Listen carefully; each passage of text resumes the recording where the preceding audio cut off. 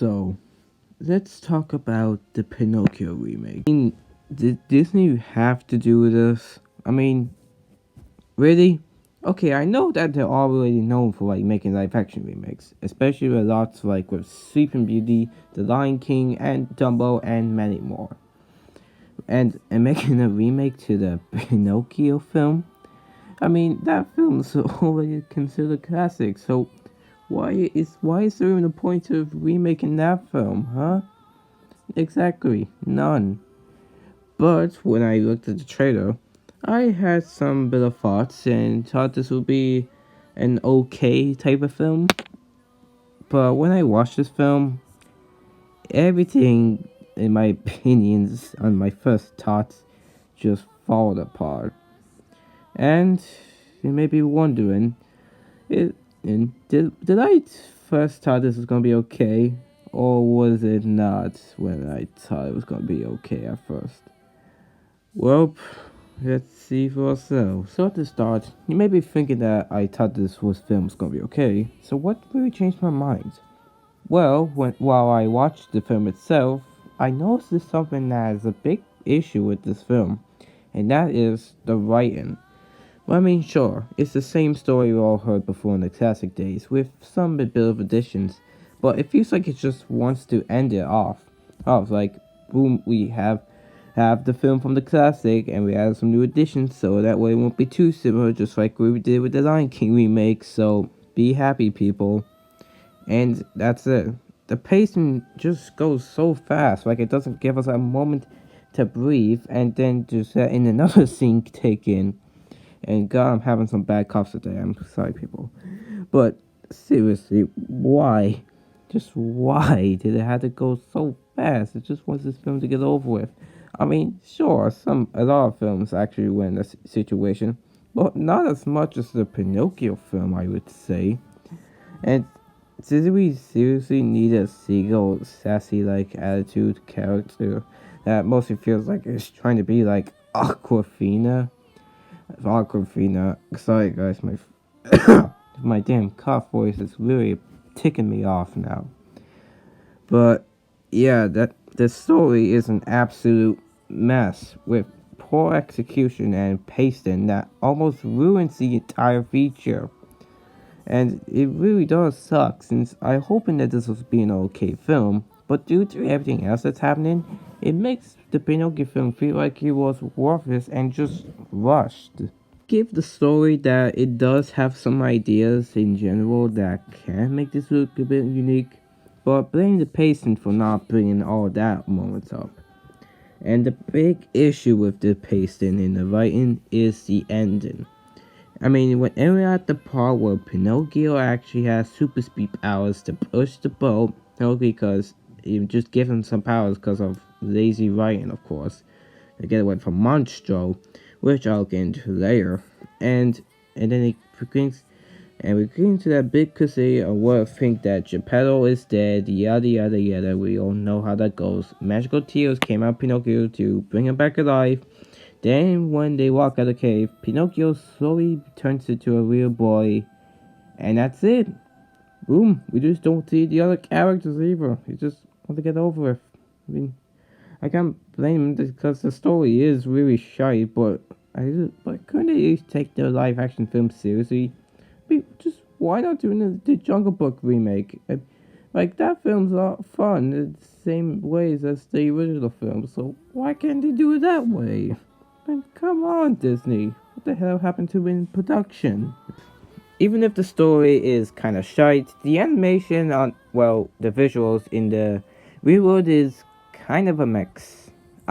Sure, I'll stick with the good parts for now. The one I consider to be the best type of visual in this damn movie is actually Pinocchio himself, since he actually doesn't look uncanny and actually does fit well with the classic film. So, and I'll give them credit that they add in some wooden parts to make him look like a actual puppet. So, good on you, Disney. I did like the design of Monstro a little bit. The reason why I say a little bit is because the fish is within tentacles, man. But, it's kind of weird when Disney established that this version of Monstro went from a whale to a sea monster. kind of weird when you think about it. I mean, the Figaro, the little kitten, is design is fine. It's a little uncanny, but it doesn't look too uncanny. So it looks fine. It kind of reminds me of how my cat went from a kitten to a fully cat adult. You know, that kind of way.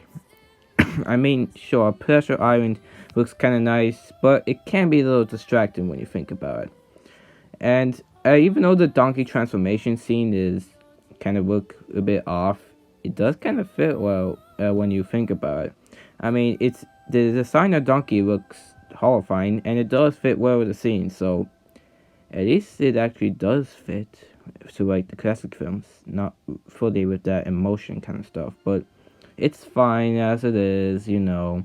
I did like some of the backgrounds, and yeah, okay, now let's move on to the big problems of this. First off, Theo the fish looks disturbingly uncanny with them lips and them eyes, and god, they are very nightmare fuelish.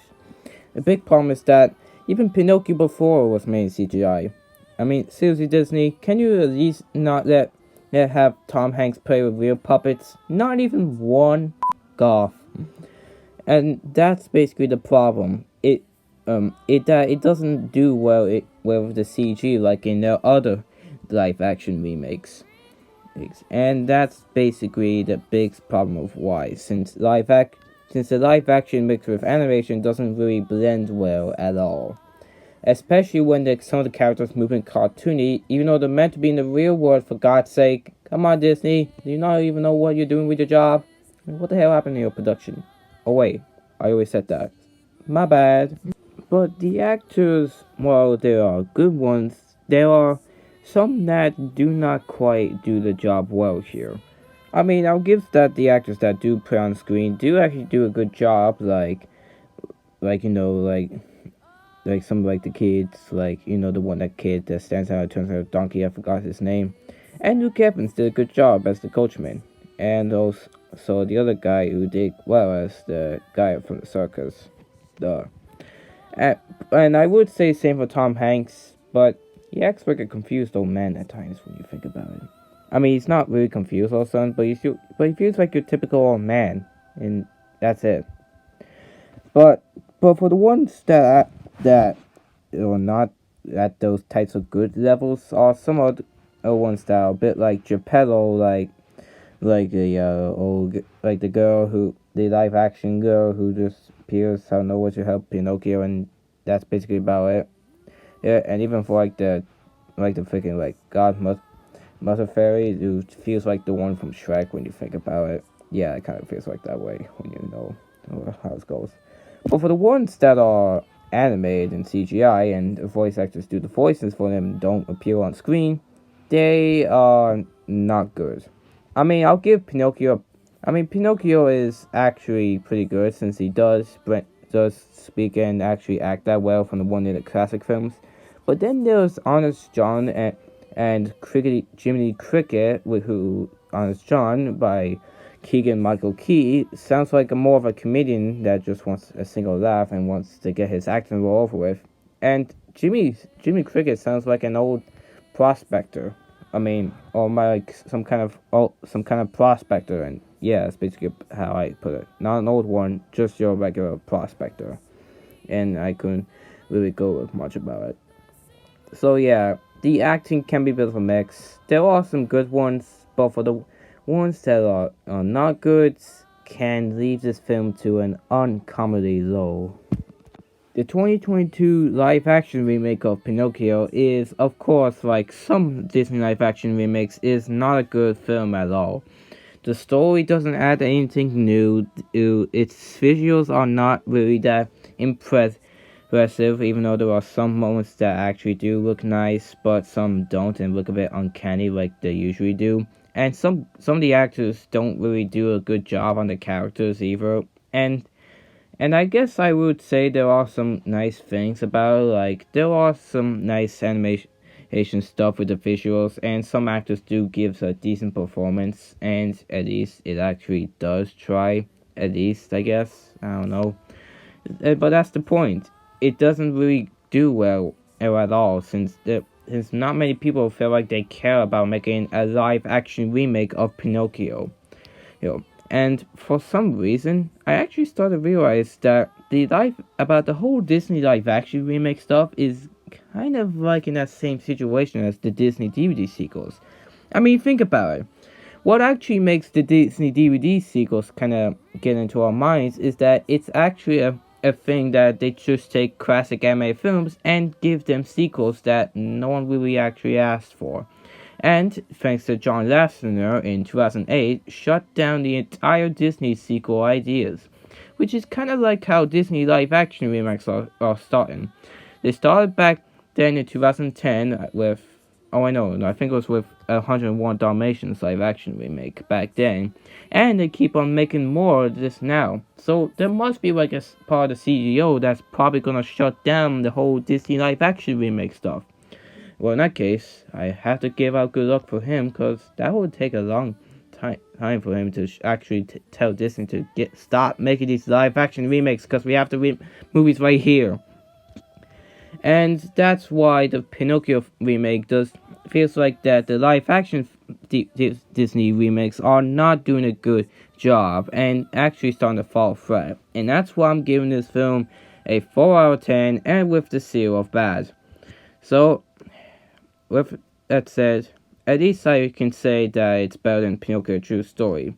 But I guess I'll give that film is that at least Polly Shore does put up a hilarious performance, alright. You wish upon a star makes no